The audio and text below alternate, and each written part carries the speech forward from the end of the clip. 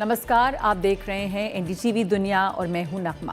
क्या Netanyahu Hamas को हराने में कामयाब हो रहे हैं, क्योंकि अब गजा में हमास के ही विरोध में हो रहे हैं प्रदर्शन। तो ये है आज की लीड स्टोरी।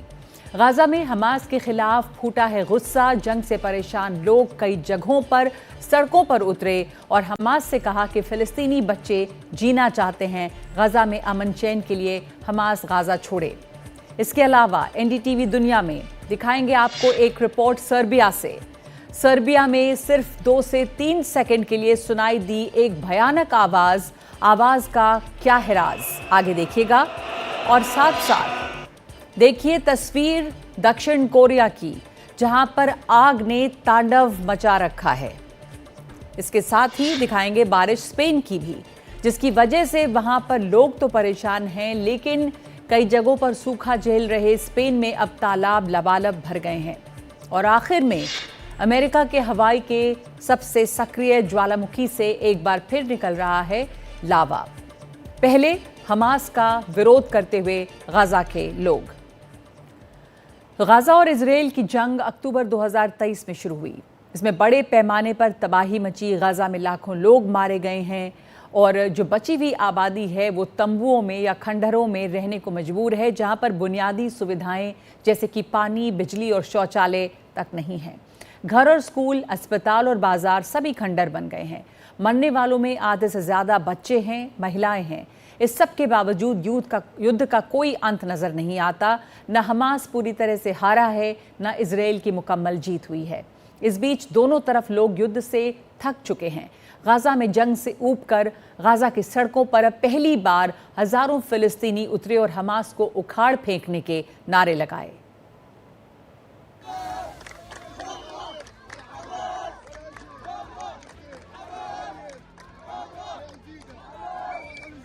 ये गुस्सा जंग के खिलाफ है, लेकिन उससे भी ज्यादा हमास के खिलाफ। नारे भी हमास के खिलाफ ही ज्यादा लग रहे थे।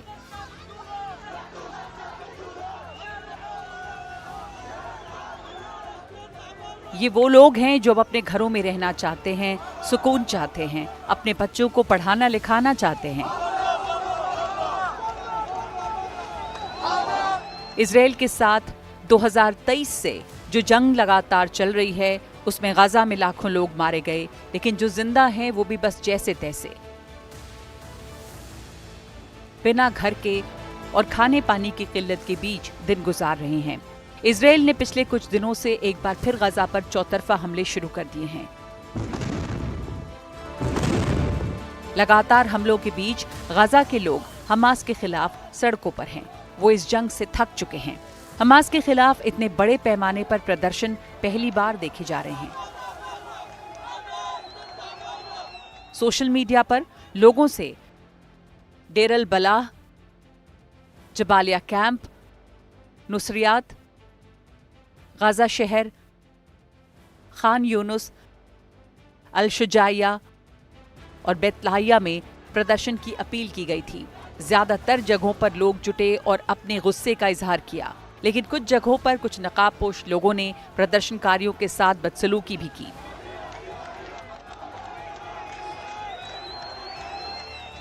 इजराइल के साथ जंग के बाद से हमास की लोकप्रियता में लगातार कमी आती रही है।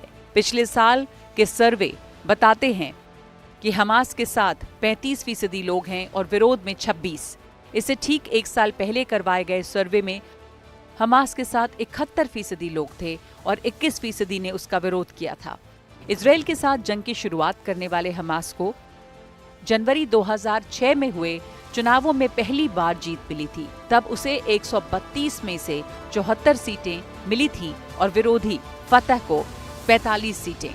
अगले ही साल हमास और फतह के बीच हिंसक संघर्ष हुआ, जिसमें सैकड़ों मारे गए। इसमें हमास की जीत हुई और इसके बाद से उसने किसी और को वहां की सत्ता पर काबिज नहीं होने दिया। लेकिन अक्टूबर 2023 में हमास ने इजराइल के साथ जो किया वो पूरे गजा और वेस्ट बैंक पर भारी पड़ रहा है। इजरायली हमलों के दूसरे दौर में 792 लोग मारे जा चुके हैं, 1163 जख्मी हुए हैं।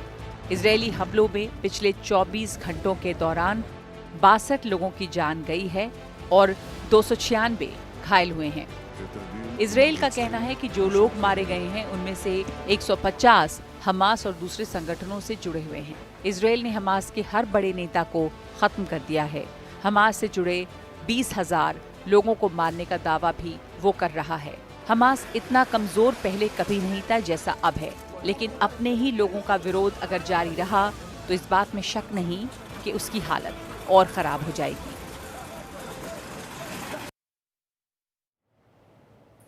और इस वक्त हमारे साथ जुड़ गए हैं डॉक्टर मुश्ताक हुसैन, जो इजरायली मामलों के जानकार हैं। मुश्ताक साहब, जिस तरह का जो गुस्सा नज़र आ रहा है अब गाज़ा की सड़कों पर, एक लंबे वक्त से ये जंग चल रही है और इसका कोई ख़ात्मा नज़र नहीं आता, और एक बार फिर से चौतरफा हमला है इजराइल की तरफ से। गाज़ा के लोग परेशान हैं, बल्कि हमने देखा है कि तेल अवीव में भी नेतन्याहू के खिलाफ पहले विरोध प्रदर्शन हुए हैं, पर हमास के खिलाफ जो लोग अब सड़कों पर आए हुए हैं वो क्या दिखाता है? एक तरह से हमास की हार है, वो वहाँ से छोड़कर जाने को कह रहे हैं लोग।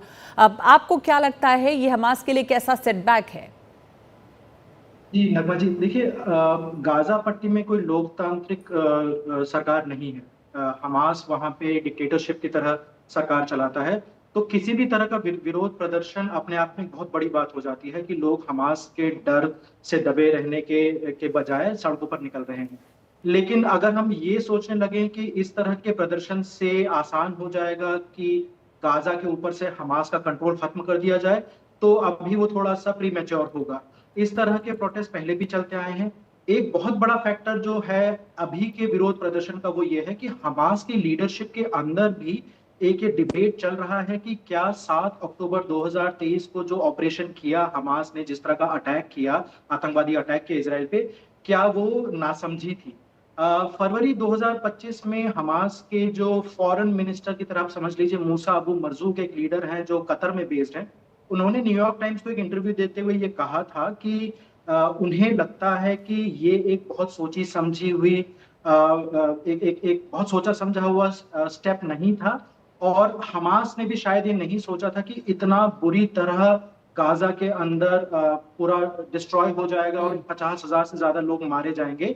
लेकिन उसके बाद लीडरशिप के अंदर ही उनको चुप करा दिया गया। लेकिन बात यह है कि धीरे धीरे हमास के अंदर, हमास के सपोर्टर्स में ये एक सवाल बढ़ता जा रहा है कि ये इस तरह का नुकसान कब तक झेल और सकती जो है। सपोर्टर बेस है, जो उनके समर्थक हैं, उसमें भी जो सर्वे हुए हैं तो 71% लोग उनके साथ थे, लेकिन वो नंबर भी अब घटा है क्योंकि लोग झेल रहे हैं, आम लोग झेल रहे हैं ये दिन रात जो युद्ध की वजह से परेशानियां हैं। जी देखिए, जनवरी में जो सीज फायर समझौता हुआ था, उसका फेज 1 स्टार्ट होता, उसके बाद थोड़ी सी उम्मीदें बढ़ी थी गाजा के लोगों में कि लड़ाई अब धीरे धीरे रुक जाएगी और दोबारा से रिकंस्ट्रक्शन का काम स्टार्ट होगा, घर बनने शुरू होंगे, पानी की व्यवस्था दोबारा होगी, स्कूल्स खुलेंगे। लेकिन हमास ने अभी तक जो फेज 2 के बारे में बातचीत थी वो स्टार्ट नहीं करी है। इजराइल ने भी मना किया है कि हम फेज 2 की बातचीत स्टार्ट नहीं करेंगे जब तक सारे बंधक या जितने भी शव हैं इजरायली हमास के कंट्रोल में, वो बल्कि हमले और बढ़ गए हैं चौतरफा इजराइल की तरफ से।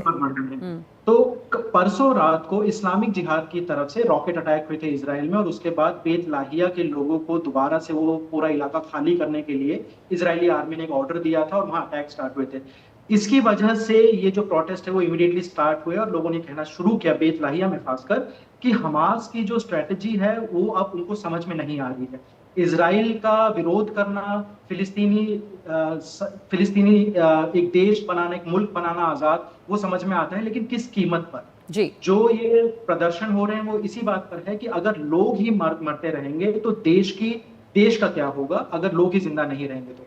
लेकिन ये भी एक बात याद रखने की है कि हमास अब एक ऐसा ग्रुप है जो किसी भी कीमत पर अपना कंट्रोल गाजा पर नहीं छोड़ना चाहता, क्योंकि अगर गाजा पे उसका कंट्रोल नहीं रहेगा तो उसका कोई भविष्य नहीं रहता।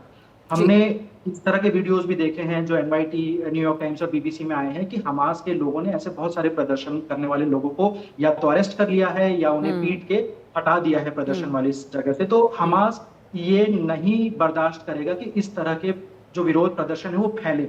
जी। इस तरह के विरोध प्रदर्शन जी नहीं, आप सही कह रहे हैं कि हमास ये बर्दाश्त नहीं करेगा, लेकिन जैसा आपने शुरू में कहा, ये भी एक बड़ी बात है कि जहां पर कोई लोकतांत्रिक सरकार नहीं है, एक डिक्टेटरशिप है हमास की, वहां पर लोगों का सड़कों पर बाहर आना और उनके खिलाफ आवाज़ उठाना एक बहुत बड़ी बात है और दिखाता है कि लोग कितने त्रस्त हैं। बहुत शुक्रिया आपका डॉक्टर मुश्ताक हुसैन, हमारे साथ जुड़ने के लिए, इस पर बातचीत करने के लिए। एक नई तस्वीर नज़र आ रही है गाज़ा में कि लोग हमास के खिलाफ अब सड़कों पर हैं।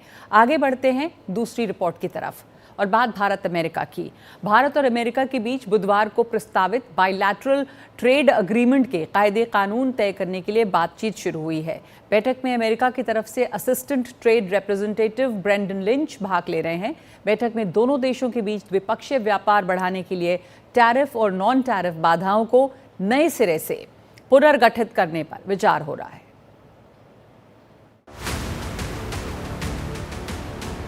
भारत और अमेरिका के बीच द्विपक्षीय व्यापार को बढ़ाने पर बात ऐसे समय पर हो रही है जब भारत और दूसरे देशों के खिलाफ रेसिप्रोकल टैरिफ लगाने की अमेरिकी डेडलाइन 2 अप्रैल करीब आ रही है। रॉयटर्स के मुताबिक भारत अमेरिका से आयात होने वाले लगभग आधे सामानों पर 23 अरब डॉलर तक शुल्क घटाने के विकल्प पर विचार कर रहा है। अप्रैल 2 के बाद नए टैरिफ आने वाले हैं जो ट्रम्प साहब ने कहते हैं कि रेसिप्रोकल होने चाहिए। अगर भारत अमेरिका के कोई भी एक्सपोर्ट पे टैरिफ लगाते हैं तो अमेरिका हमारे एक्सपोर्ट से भी लगाएंगे।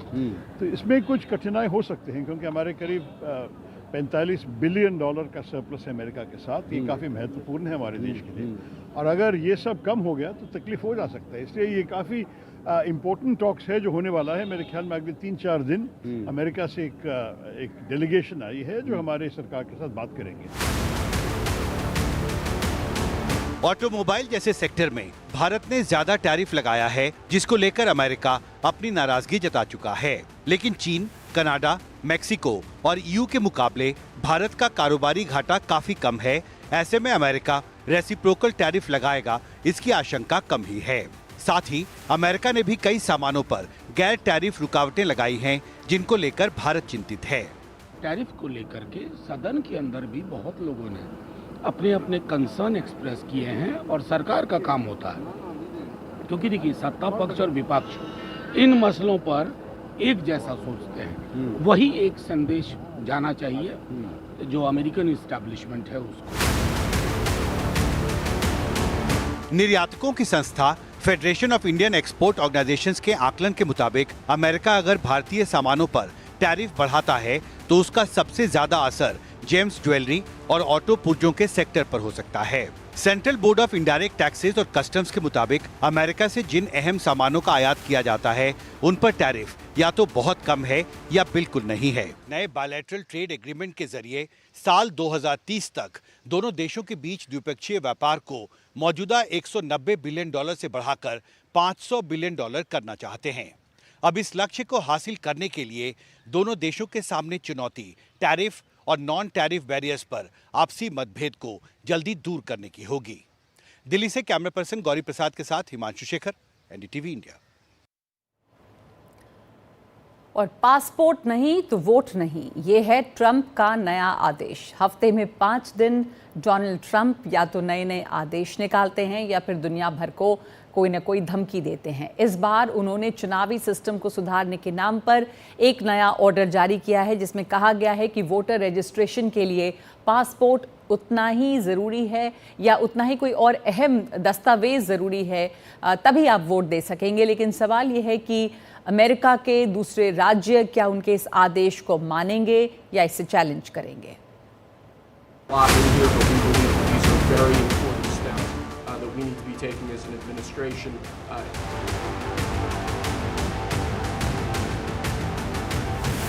अमेरिका के राष्ट्रपति डोनाल्ड ट्रंप ने एक और आदेश पर दस्तखत कर दिया है, जिसे वो चुनावों के सिस्टम को पूरी तरह से बदल देने के लिए जरूरी बता रहे हैं।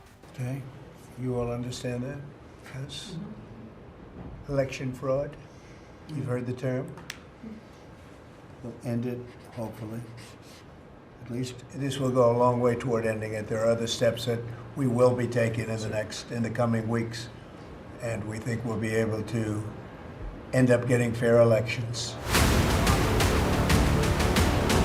ट्रंप कह रहे हैं कि वोटर लिस्ट में गैर कानूनी तरीके से शामिल बाहरी लोगों की संख्या पर लगाम के लिए यह आदेश जारी किया गया है। इसके तहत वोटर लिस्ट में नाम जुड़वाने के लिए अब नागरिकता का सबूत दिखाना होगा, जैसे कि पासपोर्ट। फिलहाल बिना पासपोर्ट या बिना जन्म प्रमाण पत्र दिखाए भी रजिस्ट्रेशन हो सकता है। कई राज्य इसे चुनौती देने की योजना बना रहे हैं, लेकिन ट्रंप के आदेश में साफ है कि जो राज्य इसे नहीं मानेगा उसके फंड में कटौती हो सकती है। ट्रंप ने एक और हमला सरकारी प्रसारण सेवा PBS और नेशनल पब्लिक रेडियो पर भी किया है। इनकी फंडिंग बंद हो जाएगी। वो इसे भेदभाव वाला मानते हैं। I'd love to do that. I think it's very unfair. It's been very biased. The whole group. I mean, a whole group of them.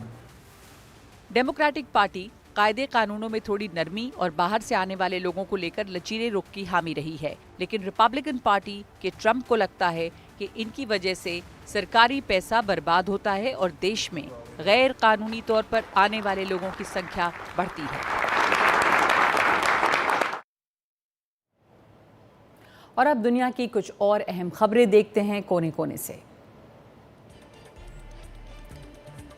तो सबसे पहले बात करते हैं एक ऐसे शहर की जहां पर फिर से हमला हुआ है। यूक्रेन के सूमी क्षेत्र में ओख्त्रका पर रूसी हमले में कई घरों, दुकानों और प्रशासनिक इमारत को नुकसान पहुंचा है। रूस ने करवई, रिहे, चरकासे और कुछ और क्षेत्रों पर हमले किए हैं। इन जगहों से किसी के हताहत होने की खबर नहीं है। रूस ने पूरी रात में 117 ड्रोन हमले किए। यूक्रेन ने इनमें से 56 को गिरा दिया है। तो यूक्रेन पर रूस के हमले नहीं थमे हैं, लेकिन बेलग्रेड में सरकार के विरोध प्रदर्शन चल रहा है। लेकिन ये प्रदर्शन शांतिपूर्ण है। इस दौरान एक अजीब सी और परेशान करने वाली आवाज़ आई। आवाज़ के आरोपों से सरकार सवालों के घेरे में आ गई है। इस आवाज़ को सुनकर लोग घबरा गए थे और डर कर इधर उधर भागने लगे। आवाज़ सिर्फ 2-3 सेकंड के लिए थी, लेकिन लोग बहुत डर गए। इस तरह की आवाज़ वाले उपकरण सर्बिया में प्रतिबंधित हैं। इनसे निकलने वाली आवाज़ से लोगों को, कानों को बहुत नुकसान पहुंच सकता है। इस घटना में वूसिक सरकार पर दबाव और बढ़ा दिया है, जो पिछले 5 महीनों से प्रदर्शन का सामना कर रही है। ये प्रदर्शन करप्शन के खिलाफ हो रहे हैं। और टर्की में इस्तांबुल के नगर निगम के सदस्य केमेर एक्रम इमामोलू की जगह कामकाज देखने के लिए नए मेयर का चुनाव कर रहे हैं। एक्रम इमामोलू को पिछले हफ्ते कई आरोपों में, जिसमें भ्रष्टाचार है, फर्जी डिग्री है, गिरफ्तार कर लिया गया। उन पर खास तौर पे आतंकवाद के समर्थन का भी आरोप है। अदालत ने रविवार को उन्हें जेल भेजा। उनके मामले की सुनवाई के लिए किसी तारीख का ऐलान अभी नहीं किया गया है। और हवा के साथ साथ दक्षिण कोरिया में लगी आग फैल रही है। कई इलाकों में आग की वजह से काफ़ी कहर ढा गया है। आग में 18 लोग मारे गए हैं और 200 से ज़्यादा इमारतें जल गई हैं। हज़ारों लोगों को अपने घर छोड़ने पड़े हैं। इस आग में तकरीबन 1300 साल पुराना एक बौद्ध मंदिर भी जल गया है। इसे काफ़ी नुकसान पहुंचा है। सैकड़ों साल पुरानी कई दूसरी ऐतिहासिक इमारतों को भी आग की वजह से नुकसान पहुंचा है। आग से 43,330 एकड़ में फैले इलाके में घरों, कारखानों और गाड़ियों को बहुत नुकसान पहुंचा है। सरकारी सूत्रों के मुताबिक 19 लोग जख्मी हुए हैं। आग में जिन 18 लोगों की मौत हुई है, उनमें 4 दमकल कर्मचारी भी हैं। और अमेरिका के हवाई में वहां के सबसे एक्टिव वोल्केनो से एक बार फिर से लावा निकलने लगा है। तो ज्वालामुखी एक बार फिर सक्रिय हो गया है। उसमें से लावा लगातार बह रहा है, लेकिन लावा ज्वालामुखी वाले राष्ट्रीय उद्यान के अंदर तक ही सीमित रहा। किसी रहायशी इलाके तक इसका असर नहीं हुआ है। यहाँ से रह रह कर लावा निकल रहा है। इस ज्वालामुखी से दिसंबर 2023 से लावा निकल रहा है। ये जब जब सक्रिय होता है तब इससे हवा में लावा के ऊंचे फव्वारे नजर आते हैं, नीचे पिघली हुई चट्टानें फैल जाती हैं और ये जगह सैलानियों के लिए आकर्षण का एक बड़ा केंद्र है। और देखिए तस्वीर अब स्पेन की, जहां पर अचानक बारिश हुई और उसकी वजह से बार्सिलोना का वो जलाशय लबालब भर गया है जो पिछले साल सूख गया था और जिसकी वजह से वहाँ पानी की मुश्किल हो रही थी। पानी खत्म होने की वजह से वहाँ पर पानी में छुपा एक मध्यकालीन चर्च नज़र आने लगा था, लेकिन हाल की बारिश से भरे पानी से वो चर्च फिर से पानी में छुप गया। जलाशय भर गया है, लेकिन बेमौसम बारिश से बहुत सारे लोगों को अपने घर छोड़ने पड़े हैं। कई गाड़ियाँ बह गई हैं पानी में और रास्ते बंद हो गए हैं। स्कूल भी बंद करने पड़े हैं।